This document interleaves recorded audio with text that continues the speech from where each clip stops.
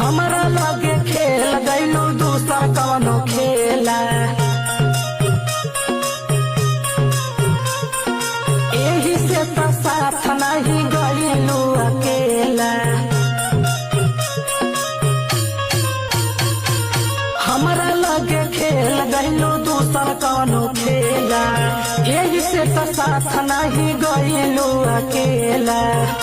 खाली अब में लागल हो कि लागल हवे पाछी नन तो छा गईलू ना नन तो छा गईलू ना नए लहांगावा पड़ेले माछी नन तो का कैलू ना नए लहांगावा पड़ेले माछी नन तो का कैलू ना।